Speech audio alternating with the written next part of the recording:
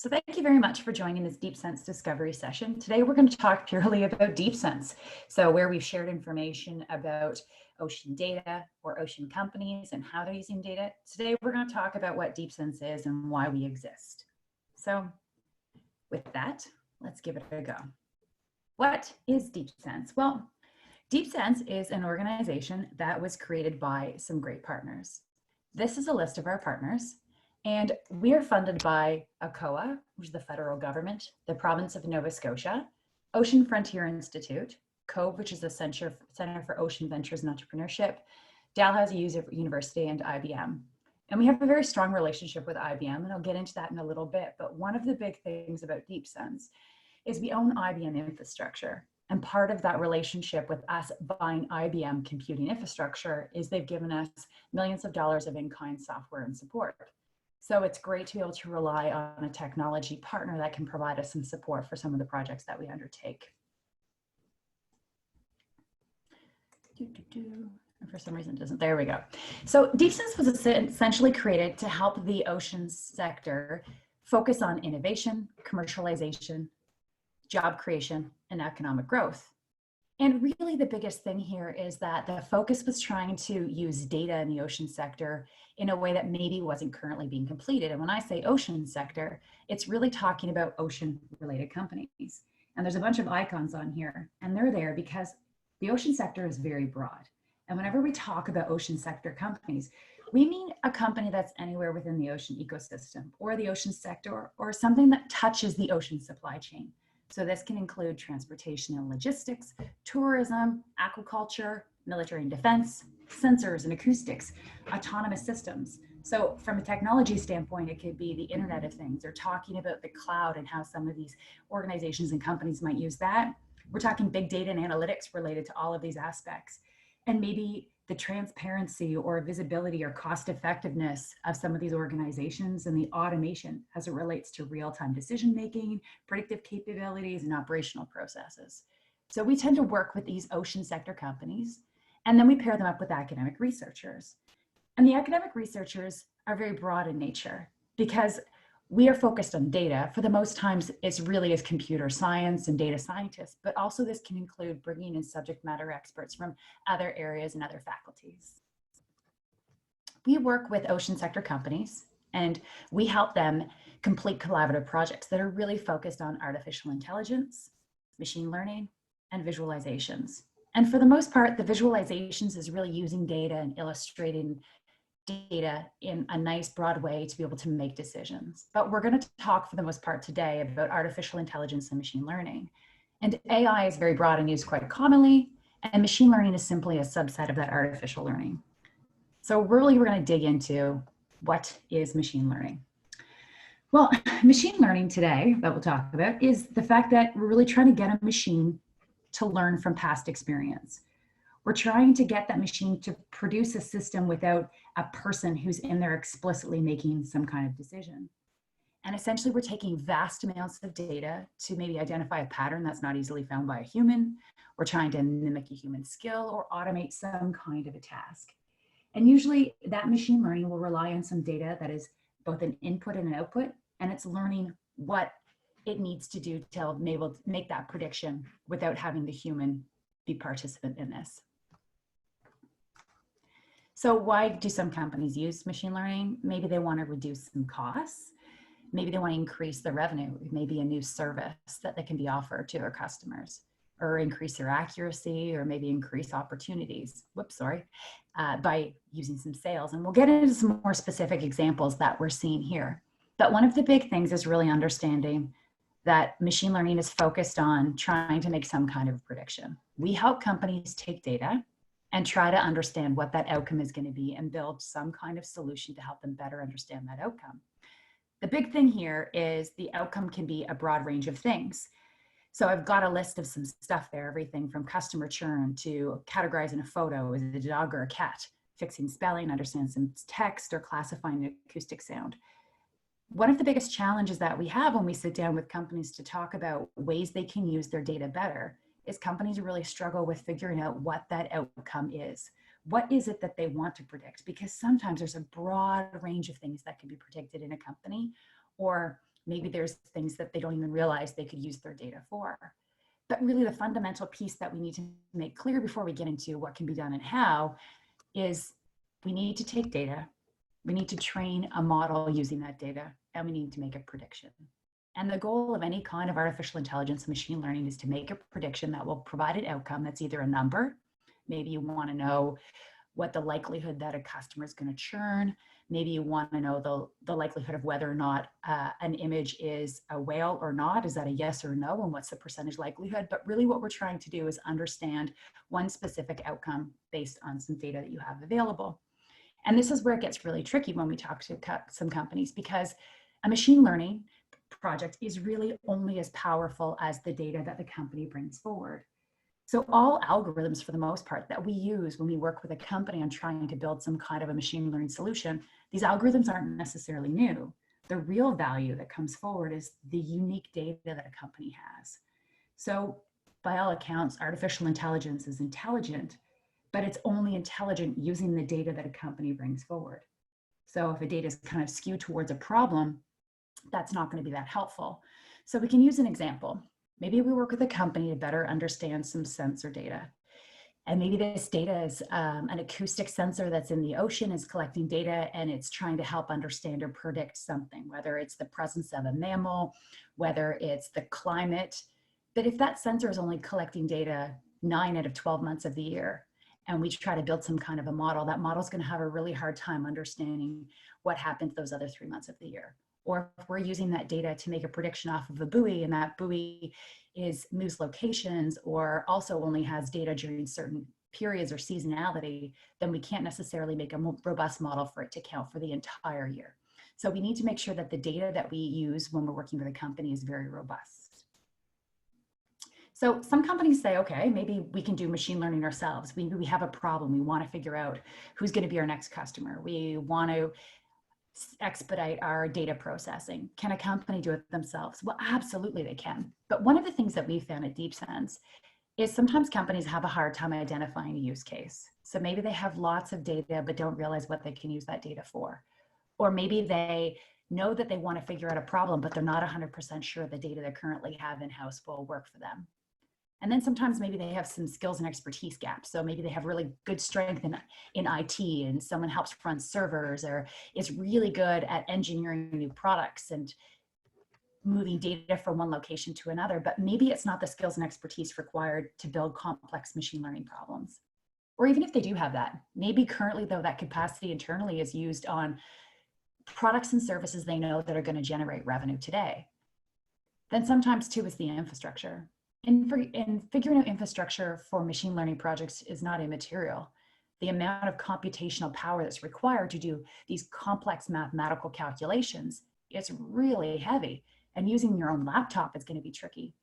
So having the software, the infrastructure ready for you can be hard too. So that's where DeepSense comes in, because we're a strong team that can help companies better understand some of their problems and how they can use data. And we partner up with students and academic researchers to give some bench strength and help guide some of these projects.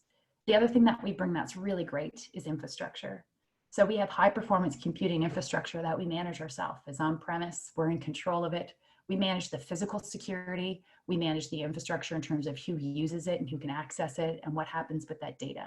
And this is where I mentioned IBM and our relationship with IBM. And they've provided us access to software licenses. And although we use a lot of open source software, sometimes it's of value to be able to use some licenses that may be a little more costly and try them out to see if they might help with your problem. And this is very helpful sometimes to help companies navigate the world as they explore the potential of AI and machine learning, or as they try to make their current models more robust and more useful. So really, I think it comes down to what are the opportunities? We're talking ocean sector, but this can apply across any kind of industry. But what really can companies use AI and machine learning for? Well, here's an example. We have some data that's acoustic data. We're talking time series and processing. So this is an example of a project that we worked with.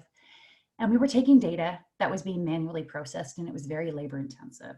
And when you're cleaning your own data to make it useful for analysis, there's a couple of problems. If it takes a long time, it means maybe you have somebody who's really skilled spending more time working on something when they could be spending that skilled effort on something else. or sometimes there's maybe some opportunity for human error. And then really the big thing is the consistency and speed.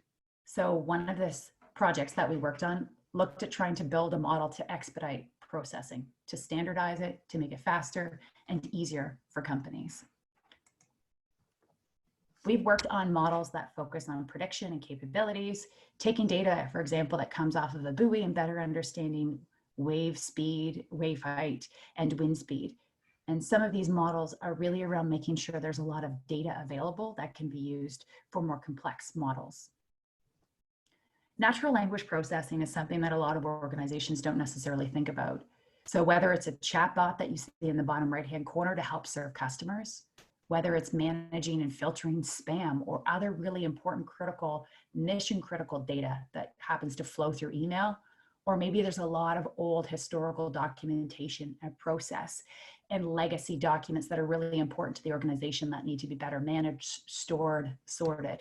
There's a lot of way to take that textual data and find ways to make it more useful to the organization. AIS data is unique to the ocean sector, but there's still a lot of ways to use data kind of like that. So we've used this example of trying to understand ship patterns and ship locations and trying to understand and predict the speed of a ship and best plan routes and arrival times. And there's lots of future applications using some data that's very either publicly available or available to better understand what's happening within the actual ocean itself and ocean transportation. And I mislabeled this, and this should say computer vision. Computer vision is something else that's really important and can be used in one of these very heavy computational pieces of machine learning. So maybe it's making predictions around the types of mammals in the ocean, or fish, or biomass, or even corrosion. So taking images and trying to know when a pipe is no longer secure and sound and there's risk to infrastructure. And then even facial recognition. Though the example of using your phone and unlocking your phone is one classic example of facial recognition. It's also really important to know there's other applications of using something like identifying a face or identifying a cat and dog, which is very comical, but there's other applications that many companies might not realize they have access to if they have some images themselves and can use that to better operate their company. Here's a long little list of other types of ideas. We look at genetic analysis. There's lots of opportunity for trying to better understand the ecosystem. And if we can understand what's happening with mammals in our waters and their genetic makeup and how things are evolving, and using sensor data to pair that up with knowing what's in the water and whether or not the water salinity changes and the oxygen changes and what the impact is taking lots of different pieces of data and bringing them together to help better understand what's happening in the ocean. So how does DeepSense help? And I think that's the biggest thing that sometimes we get asked about. What can DeepSense do for a company? Well, the first real thing is understanding the company's current situation. So there's a lot of pieces around different companies' maturity and where companies sit today from understanding the data and the data they currently have. And as we expand this slide, we'll see that as the skills and capabilities of a company grow, the specific nature of how DeepSense works with the company tends to get more refined and more specific.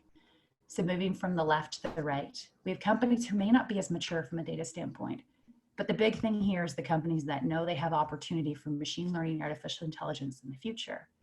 Well, when we look below that, that means what DeepSense provides is far more strategic and high level. We try to help explore some opportunities and help companies think about what the potential is of their data. As we move to the middle, some companies might have some subject matter expertise, but maybe not necessarily a strong tech team who is ready to actually implement a machine learning model, or maybe some data is just starting to be collected and there's not a real full plan yet to be able to implement. It's more of a proof of concept. At DeepSense, that's what we look to try to do, to help companies introduce these concepts into their organizations and plan for future development, see what's possible. And as we move further down the line, those companies that have some strength internally, have stronger teams when it comes to technology and skill set, the teams that might have far more data that's been annotated and very clean and ready for some kind of machine learning model. Well, this is where we can partner up and come up with some real solution that maybe could be used by the organization and implemented into their actual ongoing operations or become a new product or service. Oops, my slides are stuck. So the next question is, what does it take for a company to participate in a successful project? Well, still tricky slides. The first thing is ideas. So if a company wants to work with DeepSense or anyone else who's going to help them explore the potential of their data, the biggest thing they need is ideas. They need to have some kind of idea of what their organization wants to do or could do to try to either make them faster and better, or maybe develop a new product or service for the organization. And there's a couple of things we developed to try to help companies figure that out. The first one is a project prioritization. Really, DeepSense can't come into a company and help them say, here's what you should do. It's brainstorming and discussion around what kinds of projects and solutions that could help the company. And once the company has an idea of some of those, it makes sense to have internal discussions around what's of real value to the organization. Things that can feed into some of this decision making are whether or not data is currently available. Is this product something that's either going to help generate revenue or create some kind of operational efficiency? What's the likelihood you can implement this in the first place? So you might be able to build a really great machine learning model that can predict whether or not one mammal is in the waters or not near where your company is operating. But if there's no way to implement that in real time, or to start collecting that data on a go forward basis to provide real-time decision making, then this is something that's really great to know that you can do, but it might be a little bit further along on your execution horizon. And one thing that's really important is whether or not this makes sense from a strategic standpoint. Does it make sense as part of the projects and services that you might be rolling out as a company? We also use this. This tool is a machine learning canvas that was developed to help drive workshops and decision making around what can go into a machine learning model. And the middle piece is the value proposition, which is really the goal of a machine learning model. When we look at the left, it's talking about the predictions. What's the task and what the decision that needs to be made? And on the right, we're talking about how that machine learning model will be learning. We need to teach it something. So we're giving it data, it's learning from that data, and it's learning from the data what that outcome is going to be. Using the example of a customer churn, whether or not it's a picture of a cat or dog, that model needs to learn something. And so that's the pieces that we feed into that model. And at the very bottom, we evaluate it. And one of the most critical things here about a machine learning model is once an organization creates one and starts using it for decision making, it needs to ensure that the conditions for this model to continue and to be able to be useful are either stable or they need to refine that model. So for example, if there's a model that's helping you understand some factors in the ocean and some elements of the ocean, if suddenly temperatures of water change, that model might need to be retrained. Or if you're using camera images that isn't very clear water, and all of a sudden, for some reason, water becomes very cloudy, those images that come off of that your whole program and identifying using that machine learning model, that model might not be as helpful anymore if the images aren't nearly as clear. So the big thing is knowing that the conditions that you built the model around is fairly consistent. The next piece we need to have is data. So it's really helpful to have someone in the organization who knows your data, who can provide some knowledge around the data. They can help understand how data should be labeled or normalized.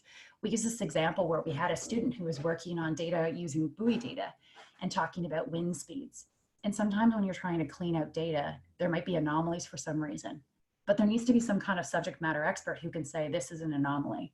Maybe a wind speed of 20 kilometers an hour is normal, but then if all of a sudden you see wind speeds of 250 kilometers an hour, there's a flag. That means there's a problem, that data should be excluded. But this is where an organization needs to have some kind of subject matter expertise to provide some guidance. And part of this is also figuring out what needs to be predicted. So we use the example of customer churn. What's the likelihood a customer is going to churn? Well, internally, there needs to be a discussion around what's important. Maybe there's certain customers you want leaving you. So we need to know what the prediction needs to really be focused on. Another piece is how things will come eventually. Maybe you have parts of data and you know you'll have more robust data in the future. Making sure that you have someone who can participate in those discussions is pretty critical as well. And then part of that is the types of data. So we have lots of conversations with organizations around what kind of data can be used for a machine learning model. You can use structured and unstructured data, weather data, AIS, GIS data, GPS, server logs. There's a broad range of different types of data. Video files and audio files and images are classics, although they're very, very big files and take a lot of storage space, where you might have a CSV file, which is very tiny and has a bunch of rows that can also turn into something. So really what happens is what kind of problem you're trying to solve, what data you have, and then trying to put all of those pieces together. And the last part that's really important when we work on a project with an organization is subject matter expertise.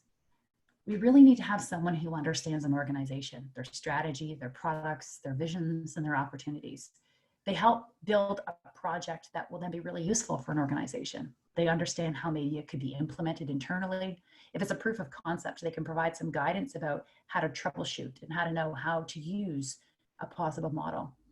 And they can also help guide the future. So maybe there's a chance for a company to build a really cool machine learning model, but they know it's not going to be successful in the future. But maybe there's some other add-ons that it could eventually evolve. Maybe it's taking acoustic data and knowing that in the future, there'll also be some image data tied with that acoustic data, and it could provide a really neat future project. So having someone with some subject matter experts and some strategic guidance really helps think about the future of all of the projects that we explore with different companies. Our process for helping companies is pretty straightforward.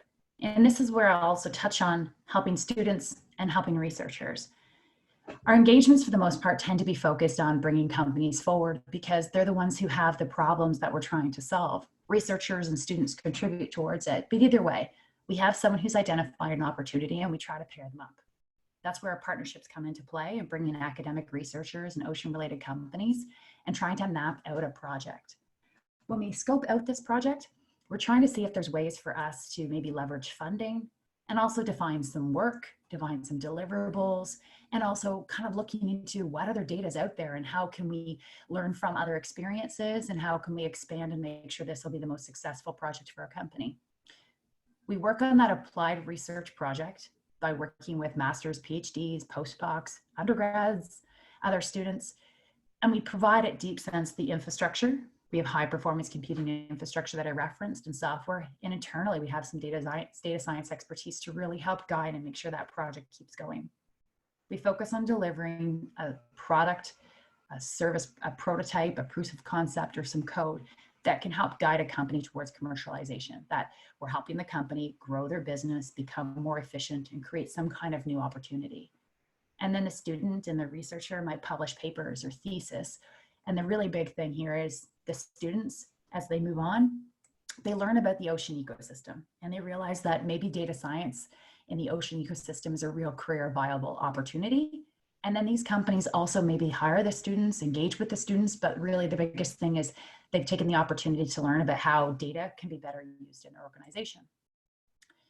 The outcomes from anything that we work on in DeepSense are developing proof of concept, prototype, and code for commercialization, and helping really develop the tech sector by providing new students who are learning about the ecosystem and learning about data science in the ocean sector. Now, over the summer, we also have two things going on. We're always working on the right side, which is artificial intelligence, machine learning, and visualization projects. We have rolling applications, and we work with anyone, any time of the year. So focusing on the right, this is exactly what I was just talking about. Commercially useful prototypes, predictive and analytical models, and proofs of concept. We provide support to design projects, to manage the projects, high performance computing infrastructure and software, and we really help companies try to find opportunities to leverage their own funding. This is an investment of their time and an investment of their effort with hopefully some real tangible outcomes. On the left though, this summer we're also providing summer internships and co-op opportunities. And the focus on this is to help those companies better use their data and get it ready so they can participate in the projects on the right. We want to help those companies look at engaging with the student over the summer to make their data a little bit more ready to engage in future machine learning opportunities. And the benefit of this one is that we support students and we support the costs of the students over the summer. So companies really have the chance to have some skills and expertise come in to help address some of their data gaps that they currently might have that have been sitting on the side of the desk or just haven't had a chance to kind of explore and work on. There's a lot of information about this on our website and in other sources, so you can go on to LinkedIn and our Twitter handle as well. So that was our DeepSense discovery session, talking briefly about DeepSense and what we can offer. We welcome you to join us every Monday at 2 p.m. Atlantic. You can find out more on deepsense.ca on Twitter. You can email at info@deepsense.ca and our website, which is deepsense.ca. And we look forward to partnering with you and learning more about your business and how we can help you. So thank you very much for joining. We appreciate it, and join us next time.